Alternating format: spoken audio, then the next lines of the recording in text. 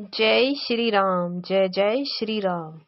भगत जोग सुनि अति सुख पावा, लक्ष्मण प्रभु चरण शिरुनावा। एह विध गए कछुक दिन बीती, कहत विराग ज्ञान गुण नीति। इस भक्ति योग को सुनकर लक्ष्मण जी ने अत्यंत सुख पाया और उन्होंने प्रभु श्री रामचंद्र जी के चरणों में सिर नवाया। इस प्रकार वैराग्य, ज्ञान, गुण और नीति कहते हुए कुछ दिन बीत गए। सुपनिखा रावण के बहनी, दुष्ट हृदय दारुण जस अहिनी। पंचवटी सो गए एक बारा, देख बिकल भय जुगल कुमारा। सुपर्णखा नामक रावण की एक बहन थी जो नागिन के समान भयानक और दुष्ट हृदय की थी। वह एक बार पंचवटी में गई और दोनों राजकुमारों को देखकर विकल काम से पीड़ित हो गई। भ्राता पिता पुत्र उर्गानी, पुरुष मनोहर निरखत नारी। होई बिकल सक मन हे नरो की, जिम रवि मने द्रव रबहि बिलो की। काकभूषणी जी कहते हैं, हे गरुड़ जी, सुपर्णखा जैसी राक्षसी, धर्म ज्ञान शून्य, कामांध स्त्री मनोहर पुरुष को देखकर चाहे वह भाई, पिता, पुत्र ही हो, विकल हो जाती है और मन को नहीं रोक पा सकती। जैसे सूर्यकांत मणि सूर्य को देखकर द्रवित हो जाती है, ज्वाला से पिघल जाती है। रुचिर रूप धरि प्रभु पहि जाई, बोली बचन बहुत मुस्काई।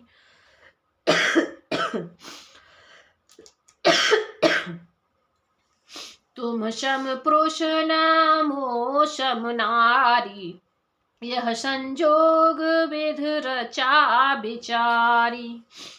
वह सुंदर रूप धरकर प्रभु के पास जाकर और बहुत मुस्कुराकर वचन बोली, न तो तुम्हारे समान कोई पुरुष है, न मेरे समान स्त्री। विधाता ने यह संजोग जोड़ा बहुत विचार कर रचा है।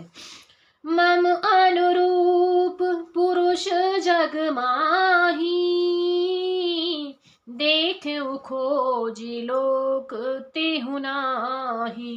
ताते अब लगे रहें कुमारी, मन माना कछु तुम्हि निहारी।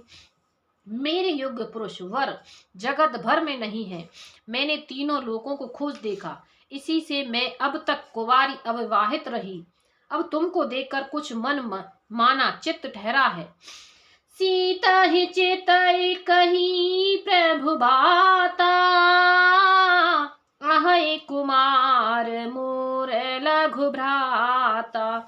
गए लक्ष्मण रिपु भगनी जानी, प्रभु बिलो के बोले मृदुबानी। सीता जी की ओर देखकर प्रभु श्री रामचंद्र जी ने यह बात कही कि मेरा छोटा भाई कुमार है।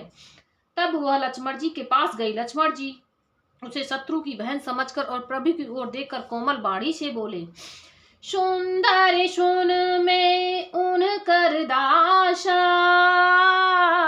पराधीन नहीं तोर सुपाशा। प्रभु समर्थ कौशलपुर राजा, जो कछु करहि उन्हीं सब छाजा। हे सुंदरी सुन, मैं तो उनका दास हूँ, मैं पराधीन हूँ, अतः तुम्हें सुभीता सुख न होगा।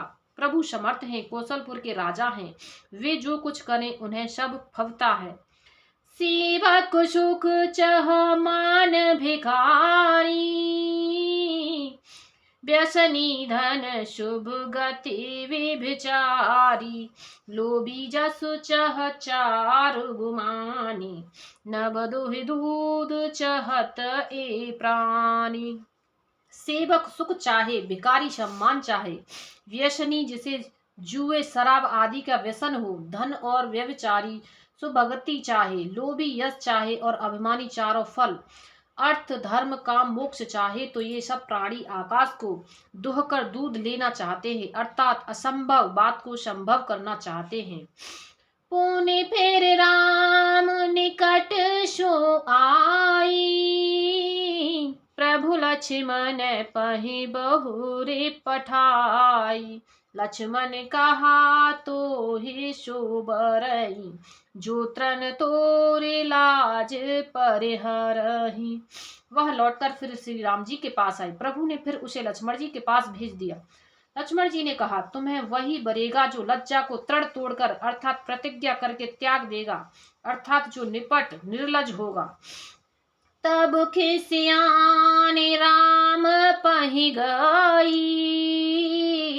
रूप भयंकर प्रगटत भई। सीतहि सबय देखी रघुराई, कहा अनुज सन शयन बुझाई। तब वह खिसियाई हुई क्रुद्ध होकर श्री राम जी के पास गई और उसने अपना भयंकर रूप प्रकट किया। सीता जी को भयभीत देखकर श्री रघुनाथ जी ने लक्ष्मण जी को इशारा देकर कहा, लक्ष्मण अति लाघव शो नक कान बेनु कीन, ताके कर रावण कहा मनो चुनौती दीन। सियावल रामचंद्र की जय, पवन सुत हनुमान की जय, उमापति महादेव की जय। राम सिया राम जय जय राम, राम सिया राम जय जय राम। लक्ष्मण जी ने बड़ी फुर्ती से उसको बिना नाक कान की कर दिया, मानो उसके हाथ रावण को चुनौती दी हो। नाक काने बिनु भई बिकरारा, जनु श्रव शैल गेरु के धारा। खर दूषण पहि गए बेल पाता, धिग धिग तब पौरुष बल भ्राता। बिना नाक कान के वह विकराल हो गई। उसके शरीर से रक्त इस प्रकार बहने लगा मानो काले पर्वत से गेरू की धारा बह रही हो। वह विलाप करती हुई खरदूषण के पास गई और बोली, हे भाई, तुम्हारे पौरुष वीरता को धिक्कार है, तुम्हारे बल को धिक्कार है। तेहि पूछा सब कहिस बुझाई, जातु धान सुन सेन बनाई। धाये निश्चर निकर बरूथा, जनुषा पक्ष का जल गिर जूथा। उन्होंने पूछा, तब सूपड़खां ने सब समझा कर कहा। सब सुनकर राक्षसों ने सेना तैयार की। राक्षस समूह झुंड के झुंड दौड़े, मानो पंखधारी काजल के पर्वतों का झुंड हो। नाना वाहन नाना कारा, नाना योध धरे घोर अपारा। सूपनखा आगे कर लीने, अशुभ रूप रेदना साहीने। वे अनेकों प्रकार की सवारियों पर चढ़े हुए तथा अनेकों आकार सूरतों के हैं। वे अपार हैं और अनेकों प्रकार के असंख्य भयानक हथियार धारण किए हुए हैं। उन्होंने नाक कान कटी हुई अमंगल रूपड़ी सूपड़खां को आगे कर लिया। असगुण अमित होहि भयकारी, गनहि न मृत्यु विवश सब झारी। गर्जहि तर्जहि गगन उड़ाही, देखि कटुक भट अति हर्षाहि। अनगिनत भयंकर अशकुन हो रहे हैं, परंतु मृत्यु के वश होने के कारण वे सब के सब उनको कुछ गिनते ही नहीं। गरजते हैं, ललकारते हैं और आकाश में उड़ते हैं। सेना देखकर योद्धा लोग बहुत ही हर्षित होते हैं। को कह जियत धरहूं दो भाई, धरि मारहूं तिहले हूँ छड़ाई। धूरिपुर नव मंडल रहा, राम बोलाए अनुज सन कहा। कोई कहता है, दोनों भाइयों को जीता ही पकड़ लो, पकड़कर मार डालो और स्त्री को छीन लो। आकाश मंडल धूल से भर गया। तब श्री राम ने लक्ष्मण जी को बुलाकर उनसे कहा, ले जान के ही जाऊं गिरकंदर, आवानिस चर कटुक भयंकर। कर। रहे हूँ सजग सुने प्रभु के बानी, चले सहित श्री शर धनु पानी। राक्षसों की भयानक सेना आ गई है, जानकी जी को लेकर तुम पर्वत की कंदरा में चले जाओ, सावधान रहना। प्रभु श्री रामचंद्र जी के वचन सुनकर लक्ष्मण जी हाथ में धनुष बांध लिए श्री सीता जी सहित चले। देखे राम रिपुदल चले आवा, बेहसे कठिन को दंड चढ़ावा। शत्रुओं की सेना समीप चली आई है, वह देखकर श्री राम जी हंसकर कठिन धनुष को चढ़ाया। कोदंड कठिन चढ़ाई सिर जट झूठ बांधत सोह क्यों, मरकत सयल पर लरत दामिन कोटि सौज भुजग त्यों। कोटि कस निशंग विशाल भुज गहि चाप बिसिक सुधार के, चितबत मन हुन रघुराज प्रभु गजराज घटा निहार के। कठिन धनुष चढ़ाकर सिर पर जटा का जूड़ा बांधते हुए प्रभु कैसे शोभित हो रहे हैं, जैसे मरकत मणि पन्ने के पर्वत पर करोड़ों बिजलियों से दो सांप लड़ रहे हों। कमर में तरकस कसकर, विशाल भुजाओं में धनुष लेकर और बाण सुधार कर प्रभु श्री रामचंद्र जी राक्षसों की ओर देख रहे हैं। मानो मत वाले हाथियों के समूह को आता देखकर सिंह उनकी ओर ताक रहा है।